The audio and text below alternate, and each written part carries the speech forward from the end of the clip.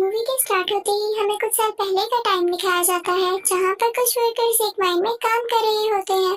उन पर नजर रखने के लिए एक डॉक्टर भी वहाँ पर होता है, जिसे एक आदमी बताता है कि काम के दौरान वर्कर्स को यहाँ पर कुछ रेडिएशंस यानी शुआएं महसूस हुई और उन्हें लगा कि शायद यहाँ पर यूरेनियम है और वो बहुत खुश हो गए। उन्होंने बड़ी बड़ी मशीनरी यहाँ पर मंगवा ली और काम शुरू कर दिया कि देखते ही देखते काम के दौरान वो जमीन अंदर घुसने लगती है, यानी एक कार में जाने लगती है। तो डॉक्टर अपनी टीम को लेकर उस केव के अंदर जाते हैं, यानी जमीन के नीचे। तो वहाँ पर उन्हें एक बहुत बड़े जानवर का स्केलेटन मिलता है, यानी ढांचा। जब डॉक्टर उस पर गौर करते हैं तो उन्हें पता चलता है कि ये कोई स्केलेटन नहीं है, बल्कि वाकई में एक बहुत बड़ा जानवर है जो यहाँ पर सो रहा था और रोशनी पड़ने पर ये जिंदा हो गया था। और फिर हमें ये दिखाया गया कि वो जानवर केव से निकलकर समंदर की तरफ चला गया था। दूसरी तरफ जापान में हमें एक साइंटिस्ट दिखाया जाता है जो कि फोन पर किसी से बात कर रहा था कि जिस जगह से वो जानवर निकला था वहाँ से अर्थक्वेक होता यहाँ तक आ रहा है। उसका उस जगह पर एक प्लांट होता है। वो कहता है कि अगर ऐसे ही चलता रहा तो मुझे तो अपना प्लांट खत्म करना पड़ेगा। तभी उसकी वाइफ आती है और वो अपनी वाइफ और अपने बेटे फोर्ड को लेकर वहाँ से चला जाता है।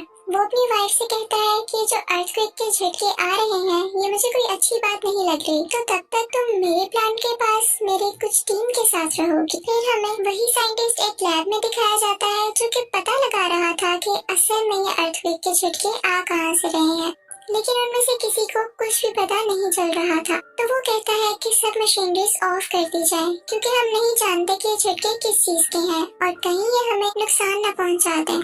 इसी के साथ वहाँ पर फिर से अर्थक्वेक आने लगता है और साइंटिस्ट की वाइफ भी वहाँ पर आ जाती है। वो वहाँ से भागने लगती है और चैम्बर में ब्लास्ट होने की वजह से एक पॉइजनस गैस यानी जहरीली गैस उसकी तरफ बढ़ने लगती है। साइंटिस्ट अपनी वाइफ को बचाने के लिए आगे बढ़ता है, लेकिन तब तक बहुत देर हो चुकी थी और गैस पूरी तरह से उस कैबिन में फैलने लगी थी। तो उसकी वाइफ उससे कहती है कि दरवाजा बंद कर दो इससे पहले कि ये गैस यहाँ तक पहुँच जाए। और ना चाहते हुए भी साइंटिस्ट को वो दरवाजा बंद करना पड़ता है और इसके बाद वो काफी उदास हो जाता है क्योंकि उसकी वाइफ अंदर रह गई थी। वो उससे कहती है कि हमारे बेटे फोर्ड का ध्यान रखना, और इसी के साथ रेडिएशन की वजह से वो पूरा का पूरा प्लांट तबाह हो जाता है। फोर्ड भी ये सब कुछ अपने स्कूल से देख रहा था। अब हमें 15 साल बाद का वक्त दिखाया जाता है। फोर्ड अब एक फौजी बन चुका था और कुछ मंथ की ट्रेनिंग के बाद वो अपने घर वापस आया था। वो अब मैरिड था कि उसकी वाइफ को कॉल आती है कि फोर्ड के डैड को पुलिस ने पकड़ लिया है। फोर्ड अपने डैड से नफरत किया करता था क्योंकि वो समझता था कि उसकी मदर की डेथ उनकी वजह से हुई, लेकिन अपनी वाइफ के कहने पर वो उन्हें मिलने चला जाता है और जाकर अपने फादर को पुलिस से छुड़वा लेता है। फिर वो दोनों घर आते हैं तो उसका फादर उससे कहता है कि बेटा वो एक एक्सीडेंट नहीं था, बल्कि उसके पीछे कुछ रेडिएशंस थी और सेम चीज हम अभी भी फील कर रहे हैं फिर से। और वो अभी भी इसलिए अरेस्ट हुआ था क्योंकि वो उस जगह पर गया था जहाँ पर पुलिस ने जाने से मना किया था। वो बताता है कि मेरे दोस्त ने भी वॉइस फ्रीक्वेंसी नोट की है, यानी वहाँ पर से अजीबोगरीब आवाजें आती हैं। तो मुझे वहाँ पर जाकर देखना होगा और ये साबित करना होगा कि उस रोज प्लांट पर जो ब्लास्ट हुआ वो कोई एक्सीडेंट नहीं था। तो फिर फोर्ड भी अपने फादर के साथ वहाँ पर जाता है। अब वो लोग नोट करते हैं कि वहाँ पर कोई जहरीली गैस या रेडिएशन नहीं थी। वहाँ पर पुलिस फिर से आ जाती है और उन दोनों को पकड़कर अपने साथ ले जाती है और वहाँ पर वही डॉक्टर जो मूवी के स्टार्टिंग सीन में दिखाया गया था वो भी होता है। वो सब साइंटिस्ट से पूछते हैं कि आखिर तुम बार बार उस जगह पर क्यों जाते हो, तो वो सब कुछ बताने लगता है जो वो करना चाहता था। डॉक्टर ये सुनकर बहुत हैरान होता है क्योंकि इतनी सारी इन्फॉर्मेशन तो उसे भी नहीं पता थी। वो वहाँ पर एक बहुत बड़ी पत्थर जैसी चीज पर कुछ एक्सपेरिमेंट्स कर रहे हैं। अचानक वो पत्थर हिलने लगता है तो वो लोग उस पर बिजली फेंकते हैं, यानी इलेक्ट्रिकल शॉक देते हैं। वो पत्थर टूट जाता है और उसके अंदर से एक बहुत बड़ा क्रिएचर बाहर आता है। वो बहुत ही ज्यादा बड़ा था और लोगों पर बिजली जैसी कोई चीज फेंक रहा था। और फिर हमें दिखाया जाता है कि वो जानवर खुद को कैद से आजाद करवाकर प्लांट से बाहर आ जाता है और वहाँ से उड़ जाता है। अगले दिन कैप्टन आते हैं और डॉक्टर को अपने साथ जाने का कहते हैं। डॉक्टर अपने साथ साइंटिस्ट और फोर्ड को भी ले लेता है, लेकिन इस वाकये में साइंटिस्ट काफी जख्मी हो चुका था। वहाँ पर जाकर उनका हेड उन्हें बताता है कि ये क्रिएचर कोई आम क्रिएचर नहीं। जब जमीन की रेडिएशंस कम होती गयी तो ये समुद्र की गहराइयों में चला गया ताकि ये वहाँ से अपनी एनर्जी ले सके। वो बताते हैं कि हमारी कंपनी को भी उसे ढूंढने के लिए बनाया गया था। वो आज तक नहीं मरा और उसका नाम गॉडजिला था।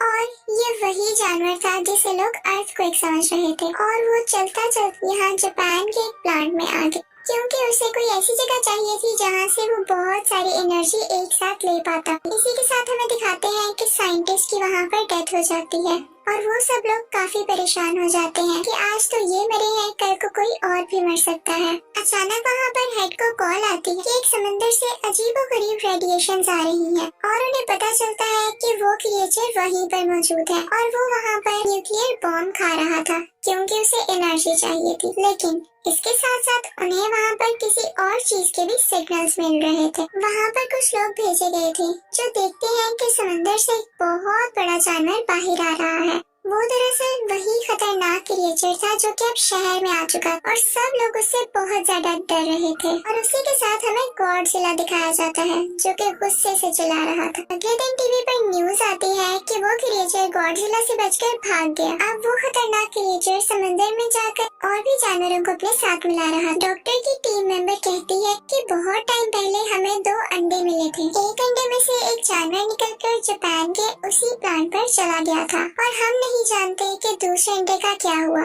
उसे एक जगह पर सेफली रखवा दिया गया था। जब कुछ लोगों को वहाँ पर देखने के लिए भेजा जाता है तो वो लोग देखते हैं कि अंडे में से वो जानवर निकलकर कहीं जा चुका है। पता चलता है कि ये दूसरा अंडा उसी खतरनाक क्रिएचर का था और वो उसमें से निकलकर किसी और शहर में जाकर तबाहियां मचा रहा था। इन दोनों को पुलिस ढूंढने लगती है।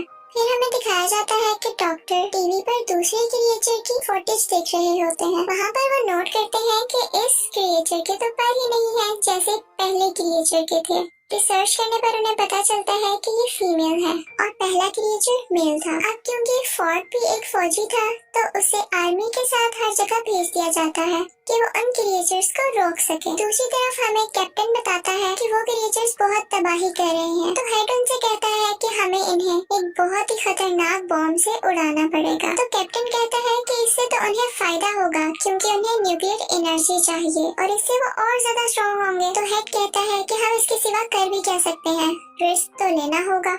वो दोनों क्रिएचर्स अपनी एनर्जी रिस्टोर करने के लिए यानी रेडिएशंस को खुद में फिल करने के लिए एक समंदर में जा रहे थे क्योंकि समंदर की गहराई से उन्हें बहुत सारी रेडिएशंस मिली और गॉडजिला दूसरी तरफ उन्हें मारने के लिए आ रहा था। तो ये सब लोग भी उसी समंदर की तरफ बढ़ते हैं और वो न्यूक्लियर बॉम्ब भी अपने साथ रख लेते हैं।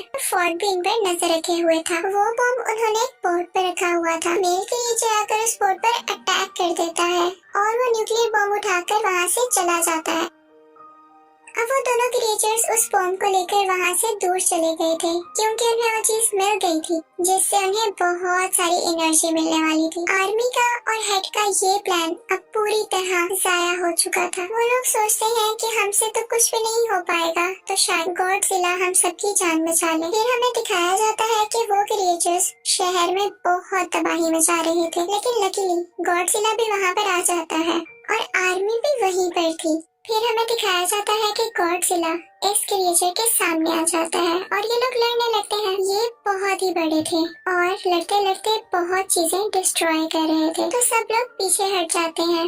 यहाँ पर अभी सिर्फ मेल क्रिएचर ही मौजूद था, तो गॉडजिला उससे आसानी से लड़ पा रहा था और वो उसे मारने ही वाला होता है कि पीछे से फीमेल क्रिएचर आकर उस पर अटैक कर देती है और अब गॉडजिला इन दोनों से अकेला लड़ रहा था। यहाँ पर गॉडजिला के लिए उन दोनों को मारना काफी मुश्किल हो रहा था। दूसरी तरफ हमें दिखाया जाता है कि आर्मी को अंडरग्राउंड यानी जमीन के नीचे एक घोंसले में बहुत से अंडे मिलते हैं जो कि फीमेल क्रिएचर ने दिए थे और गॉडजिला के लिए उनको हराना काफी मुश्किल हो जाता। आर्मी वहाँ पर एक बॉम्ब पर टाइमर लगाकर बाहर आ जाती है और जल्द ही वो बॉम्ब ब्लास्ट हो जाता है और सब के सब अंडे उसमें हट जाते हैं। जब मेल और फीमेल दोनों क्रिएचर ये देखते हैं तो उन्हें अपने अंडों की फिक्र होने लगती है और वो दोनों गॉडजिला को छोड़कर उस तरफ भागते हैं। अब उस धमाके से गॉडजिला को ये फायदा हुआ कि उस धमाके की रेडिएशंस गॉडजिला में एनर्जी की तरह जाने लगी और उसने वही एनर्जी यूज कर अपने मुंह से उन दोनों क्रिएचर्स पर फेंकी और अब गॉडजिला काफी स्ट्रॉन्ग हो चुका था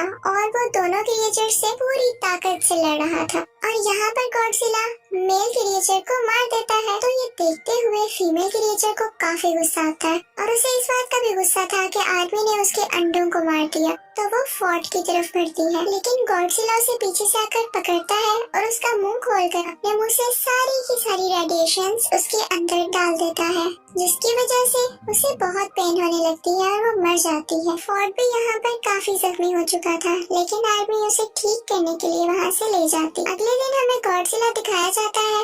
लोग समझ रहे थे कि वो मर चुका है, लेकिन वो थक चुका था और अपनी आंखें बंद कर लेटा हुआ था कि अचानक वो उठता है और वापस समुद्र में जाने के लिए चलने लगता है। वो इनफैक्ट यहाँ पर किसी को कोई नुकसान नहीं पहुँचाने आया था। उसकी दुश्मनी तो बस उन खतरनाक क्रिएचर्स से थी और अब जैसा कि उसने उनको मार दिया तो वो वापस समुद्र में चला जाता है। और अब दिखाया जाता है कि फोर्ड भी अपनी बीवी और बेटे के पास चला गया था और सब कुछ यहाँ पर ठीक हो जाता है। इसी के साथ मूवी भी एंड होती है। Thank you for watching.